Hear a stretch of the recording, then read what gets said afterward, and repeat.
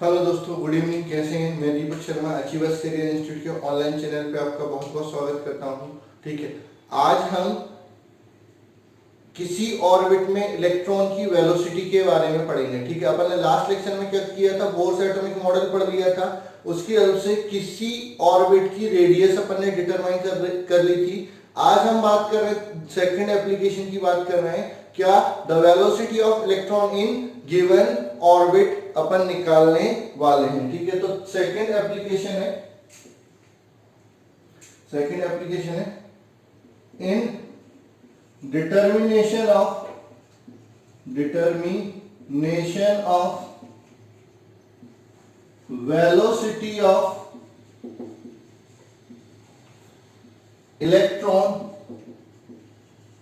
in given orbit। ठीक है, electron की दी गई ऑर्बिट में वेलोसिटी कितनी होगी वो अपन को निकालनी है। ठीक है, तो ज्यादा अजम्पशन नहीं करेंगे। By Bohr's atomic model. Bohr atomic model क्या बोलता है? इलेक्ट्रॉन केवल उसी ऑर्बिट में रिवॉल्व करेगा जहां पर उसका एंगुलर मोमेंटम h/2π के इंटीग्रल मल्टीपल के बराबर होगा। तो mvr बराबर nh/2π। ठीक है, तो हमको क्या चाहिए? v चाहिए। तो v बराबर क्या हो जाएगा? nh/2πmr। ठीक है, वेयर r, आपको मैंने लास्ट लेक्चर में r का फॉर्मूला मैंने बोला था कि आप याद कर लेना, आगे काम आएगा। ठीक है, तो r अपन निकाल चुके हैं। क्या आया है? n²h²/4π² mkze²। ये आपका क्या होता है? r होता है। r की वैल्यू यहां पर रख दो, तो v बराबर क्या मिलेगा? nh/2πm into n²h²/4π² mkze²। तो आप यहां पर देखेंगे n से n कैंसिल, h से h कैंसिल, m से m कैंसिल, पाई से पाई कैंसिल, 2 से 4 कैंसिल, ये ऊपर चला जाएगा। तो क्या बचेगा? v बराबर नीचे क्या बचा? 2, ये जो ऊपर आया 2π kze² अपॉन में यहां पर क्या बचा? केवल nh। ठीक है, तो v बराबर क्या हो जाएगा? 2π ke²/h इंटू z/n। ठीक है, अच्छा, 2 constant, pi constant, k 9 into 10⁻⁹ वो भी constant, e charge on electron वो भी constant 1.6 into 10⁻⁻19 coulomb, h Planck constant वो भी कांस्टेंट। जब इसको सॉल्व करते हैं तो ये जो आता है वो आ जाता है आपका क्या?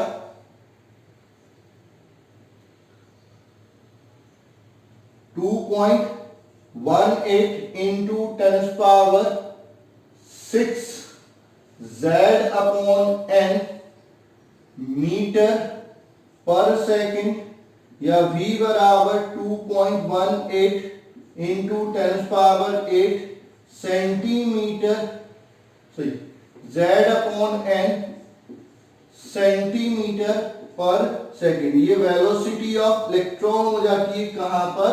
ऑर्बिट में। ठीक है, कहां पर? ऑर्बिट में वेलोसिटी ऑफ इलेक्ट्रॉन हो जाती है 2.18 या 2.188, ऐसे भी आप लिख सकते हो। तो ये velocity of electron.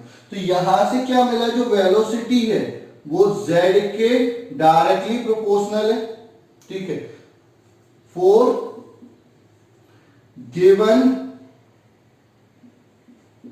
Given orbit. Orbit fix है, एलिमेंट अलग अलग है। ठीक है, तो v प्रोपोर्शनल टू क्या हो जाएगा? z। v1/v2 बराबर क्या हो जाएगा? z1/z2। अगर ग्राफ देखें किसमें? v वर्सेस z में क्या आएगा? स्ट्रेट लाइन मिल जाएगी। ठीक है, 4 same element, same element, element same है, ऑर्बिट अलग अलग है, ठीक है। तो आपका क्या हो जाएगा, v इनवर्सली प्रोपोर्शनल हो जाएगा n के, मतलब जितना दूर इलेक्ट्रॉन जाएगा उतनी स्पीड क्या होती जाएगी, कम, और जितना पास में इलेक्ट्रॉन रहेगा उतनी स्पीड क्या होगी, ज्यादा। तो v inversely proportional to n, तो v1 upon vn1 upon vn2 बराबर क्या हो जाएगा, n2 अपॉन n1, रेसिप्रोकल के प्रोपोर्शनल है। ग्राफ देखेंगे v वर्सेस n का, तो हाइपरबोला, अगर ग्राफ देखेंगे v वर्सेस 1 अपॉन n का, तो वो क्या आ जाएगा, स्ट्रेट लाइन आ जाएगी, ठीक है। इसके बाद एक और चीज आती है कि आपका एटम भी अलग है, रेडियस ऑर्बिट भी अलग है, तो उस केस में क्या होगा, फॉर्मूला v का वो अपन देख लेते हैं। Velocity of electron in different orbit of different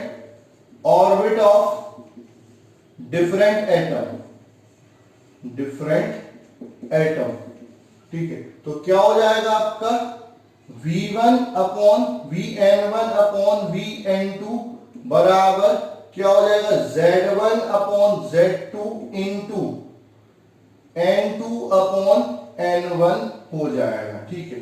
अब speed of electron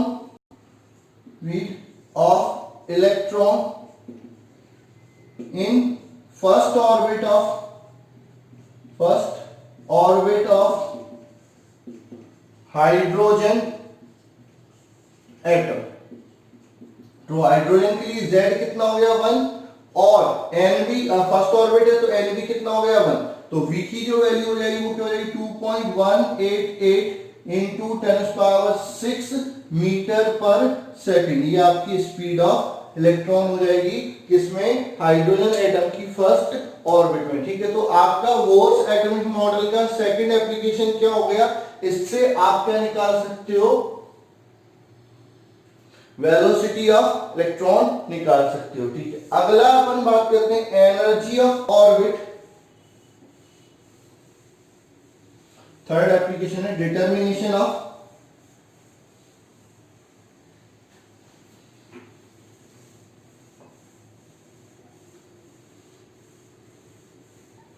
energy of electron in given orbit या एनर्जी ऑफ ऑर्बिट, दोनों चीज अपन बात कर लेते हैं।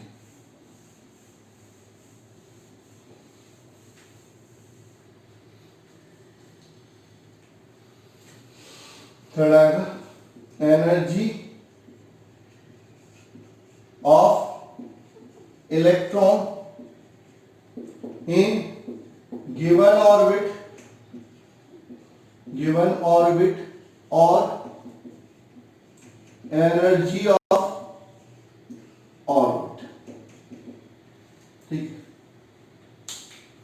तो when electron revolve in circular orbit, it possesses kinetic energy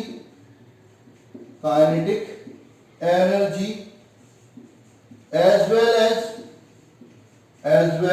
as potential energy,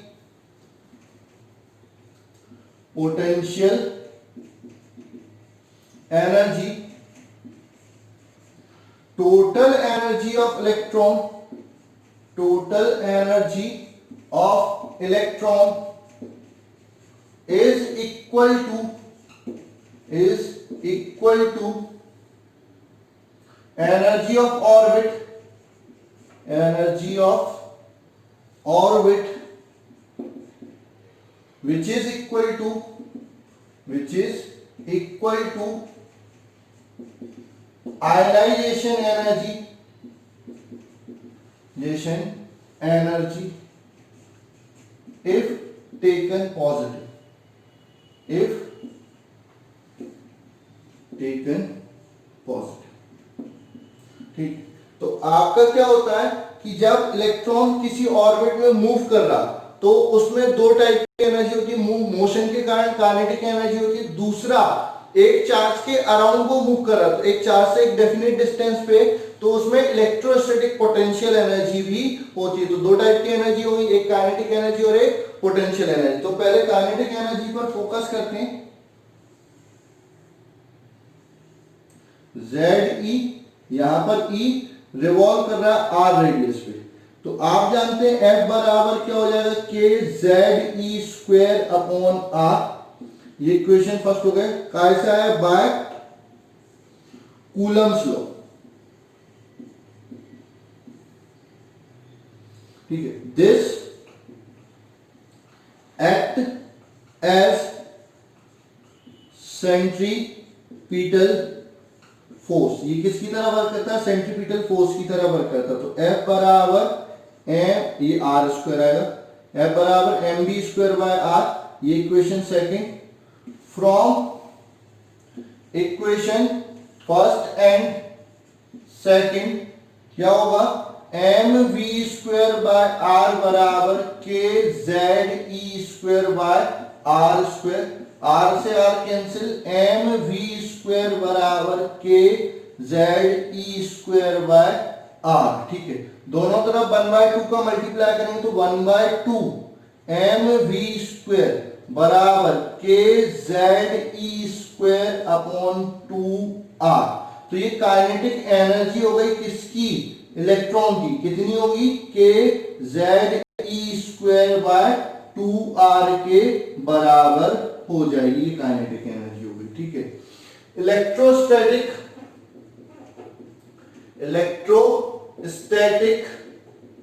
potential energy, ठीक है, तो क्या हो जाएगी, Pe बराबर होती है क्या, K charge Ze into minus E upon R। तो पोटेंशियल एनर्जी क्या हो जाएगी, minus KZe square by R। ये आपकी पोटेंशियल एनर्जी। टोटल एनर्जी चाहिए, तो टोटल एनर्जी क्या हो जाएगी आपकी, kinetic energy plus potential energy. Total energy कितनी हो जाएगी, kinetic energy plus potential energy. तो टोटल एनर्जी जो होगी वो हो जाएगी आपकी kze square upon 2R minus kze square upon R।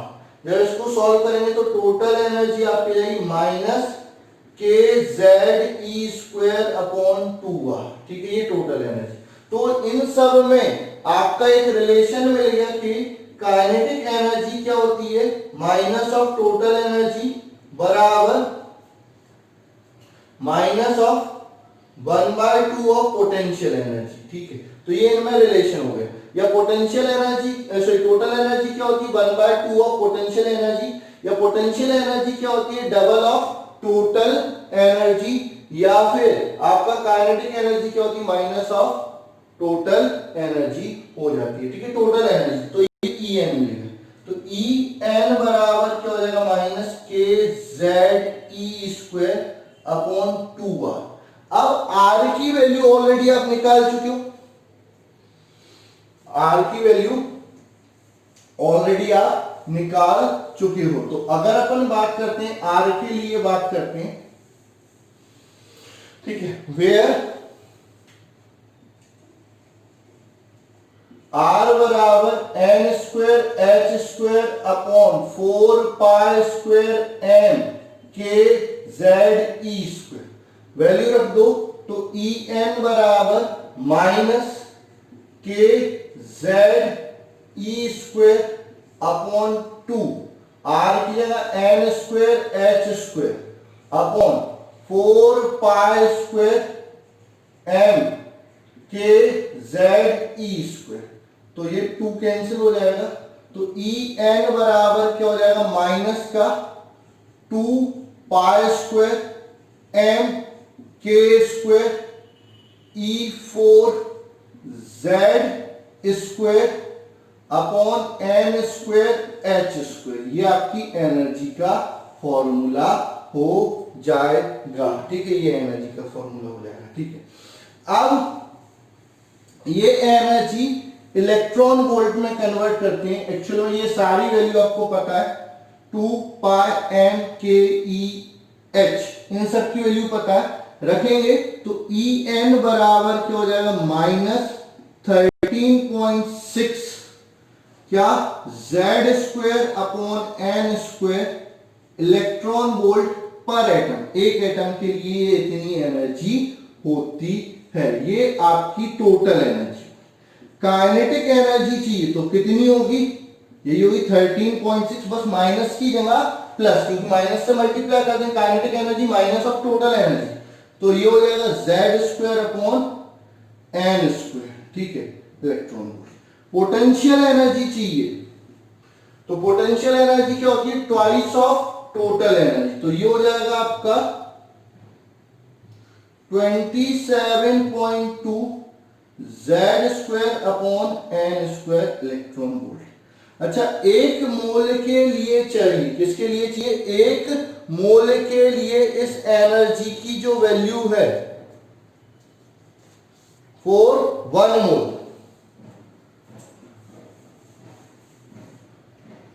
For 1 मोल क्या हो जाएगा, ई एन बराबर -1312 Z square upon N square kilo joule per mole. ये इलेक्ट्रॉन वोल्ट में, अब ये किलो जूल पर मोल में हो जाती है, ये आपकी टोटल एनर्जी हो जाती है। ठीक है, तो ये एनर्जी हमने निकाली। अच्छा, जितनी एनर्जी होती है उतनी आपकी आयनाइजेशन एनर्जी होती है, बस वो पॉजिटिव में आ जाती। काइनेटिक एनर्जी आप निकाल सकते हो। बस आपको इतना याद रखना है कि जो एनर्जी ऑफ ऑर्बिट है ई एन, वो इनवर्सली प्रोपोर्शनल होता है किसके, एन स्क्वायर के। ठीक है, for same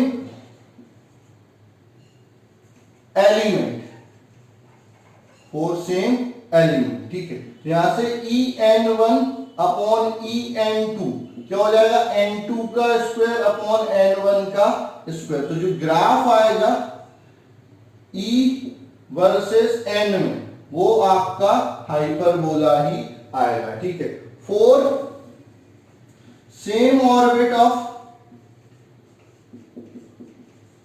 different element, different element, for same orbit of different element. ठीक है, तो क्या हो जाएगा आपका, E प्रोपोर्शनल हो जाएगा जेड स्क्वायर के, तो E1 अपॉन E2 क्या हो जाएगा, Z1 square upon Z2 square. ठीक है, ग्राफ देखेंगे E वर्सेस Z में क्या हो जाएगा, हाइपरबोला हो जाएगा। ठीक है, ये आपको वैल्यू याद रखनी है, इस पर न्यूमेरिकल पूछ जाएगा। अच्छा, हाइड्रोजन की ऑर्बिट की radius, sorry, energy of electron, energy of electron in first orbit of hydrogen atom, या energy of first orbit of hydrogen atom क्या हो जाएगा, E1 फर्स्ट है, तो ये हो जाएगा -13.6 इलेक्ट्रॉन वोल्ट। ये आपकी एनर्जी हो जाएगी। तो इस पर भी आपके न्यूमेरिकल आ सकते हैं।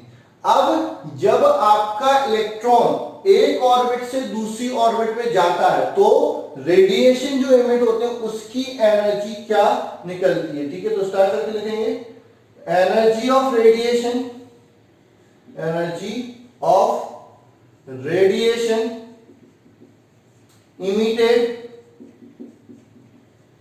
During transition of electron, transition of electron from one orbit to another orbit, ठीक है। तो आपको मैं यही बता चुका हूं पहले ही, एक ही एटम है उसी की बात कर रहे हैं, तो मतलब z क्या हो जाएगा, फिक्स हो जाएगा, केवल चेंज क्या हो रहा है, n चेंज हो रहा है। तो उसमें क्या हो जाएगा, डेल्टा E बराबर En2 माइनस En1, ठीक है। और ये किसके बराबर हो जाएगा, h न्यू के बराबर हो जाएगा। तो ये हो जाएगा माइनस का 2 pi square m k square e की power 4 z square upon h square, बचेगा क्या, ठीक है, माइनस कॉमन लिया तो 1 अपॉन n2 का स्क्वायर माइनस 1 अपॉन n1 का स्क्वायर, और माइनस अगर अंदर मल्टीप्लाई कर दोगे तो h न्यू बराबर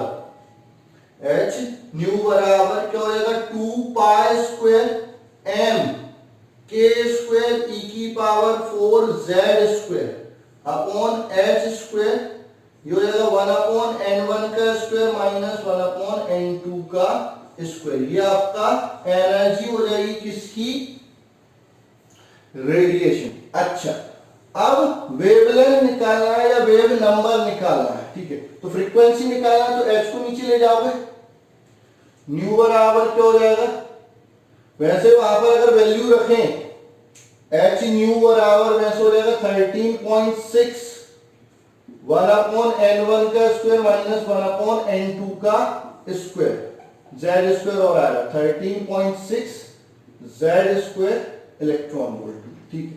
अब आपको न्यू चाहिए, तो न्यू क्या हो जाएगा आपका 2 पाई स्क्वायर m के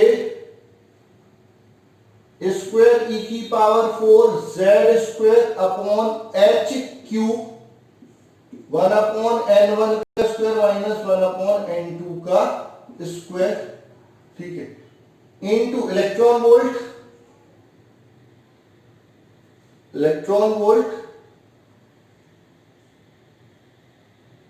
पर जूल सेकेंड इनवर्स, ठीक है। अब इलेक्ट्रॉन वोल्ट को या तो जूल में कन्वर्ट करो या जूल को इलेक्ट्रॉन वोल्ट में कन्वर्ट करना है, ठीक है, ये चीज हो जाएगी। अब डिटर्मिनेशन ऑफ वेव नंबर, ये इलेक्ट्रॉन वोल्ट में नहीं, ये सॉरी अभी जूल में है, ठीक है। तो ये आपका सेकेंड इनवर्स है। डिटर्मिनेशन ऑफ वेव नंबर, तो न्यू बराबर क्या होता है, c अपॉन लैम्डा, ठीक है। तो 1 अपॉन लैम्डा बराबर क्या हो जाएगा, 1 अपॉन लैम्डा हो जाएगा न्यू अपॉन c, और यही क्या होता है वेव नंबर, तो न्यू बराबर 1 अपॉन लैम्डा बराबर 2 pi square m k square e की power 4 upon h cube c से डिवाइड हो जाएगा z square 1 upon n1 square minus 1 upon n2 का square, where 2 pi square m k square e की power 4 upon h cube c बराबर r, ये Rydberg constant हो जाएगा, नोन एज रिडबर्ग कांस्टेंट, क्या हो जाएगा, रिडबर्ग कांस्टेंट हो जाएगा। डायरेक्ट आपसे पूछ लिया जाता है रिडबर्ग कांस्टेंट क्या होता है, तो ये होता है, इसकी जब वैल्यू निकालते हैं सॉल्व करने के बाद, इसकी रिडबर्ग कांस्टेंट की, ठीक है, तो वो जो आएगी R बराबर हो जाएगा 1.09 इंटू 10⁷ मीटर इनवर्स, ठीक है, ये रिडबर्ग कांस्टेंट। तो आपका यहां से न्यू बार बराबर 1 अपॉन लैम्डा बराबर r z square 1 upon r n1 square minus 1 upon n2 square, ठीक है। फॉर हाइड्रोजन न्यू बार बराबर 1 अपॉन लैम्डा बराबर r 1 अपॉन n1 का स्क्वायर माइनस 1 अपॉन n2 का स्क्वायर, ठीक है। This formula is known as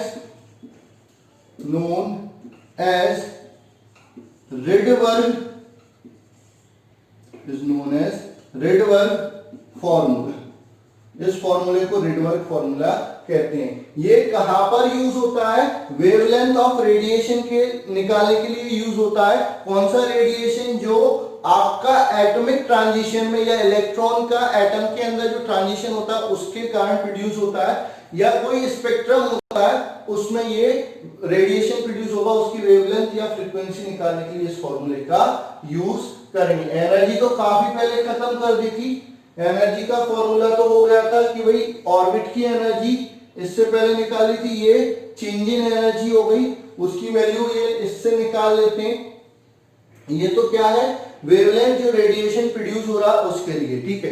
तो ये फॉर्मूले थोड़े से भारी लग रहे होंगे, कई बच्चों को बुक में मिलेंगे नहीं, ठीक है, क्योंकि वास्तव में ये 11th लेवल पे नहीं करवाए जाते, लेकिन मैंने इसलिए करवा दिए कि भाई आपने अगर पीसीएम लिया है, ठीक है, तो ये आगे 12th में ये फिजिक्स में आपको दोबारा से पढ़ने हैं। तो पीसीएम अगर लिया है तो केमिस्ट्री में भी इस पर न्यूमेरिकल आते हैं और फिजिक्स में भी इस पर न्यूमेरिकल आते हैं। कोई सा भी एग्जाम देते हो तो उसके लिए आपके लिए बहुत बेनिफिशियल रहेंगे। इनको अच्छे से याद कर लेना, मेमोराइज कर लेना। थोड़ा सा टाइम लगेगा लेकिन टाइम कंज्यूम करेगा, क्योंकि 11th में आ रहे हो बेटा, 10th नहीं है, काफी सिलेबस बढ़ गया, थोड़ी सी मेहनत आपको ज्यादा करनी पड़ेगी। अगर कोई दिक्कत आती है बिल्कुल आप मेरे से पूछ सकते हैं। अलग अलग फॉर्मूले जो स्क्वायर ब्रैकेट में बनाए हैं, मतलब जो मैंने बॉक्स में बंद किए, उनको आपको ज्यादा फोकस करके याद करना है। डेरिवेशन बन जाता है तो अच्छी बात है, क्योंकि डेरिवेशन से कॉन्सेप्ट क्लियर हो जाता है कि ये आया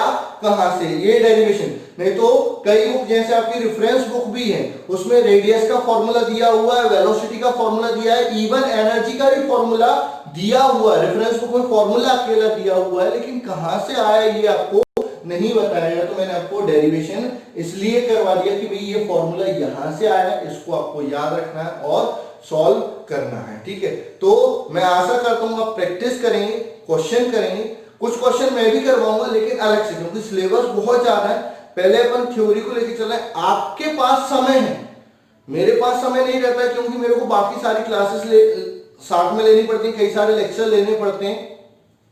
तो मेरा पहला ये फोकस है कि एक बार थ्योरी से आपको गो थ्रू करवा दूं कि ये थ्योरी है बेटा, ये इसके बारे में फॉर्मूला ये है, इस पर न्यूमेरिकल आपसे पूछा जाए। आप करो, नहीं आता है मैं हूं, आप पूछ सकते हो, ठीक है, कोई दिक्कत वाली बात नहीं है, ठीक है। तो आज के लिए बस इतना ही, धन्यवाद, मिलते हैं अगले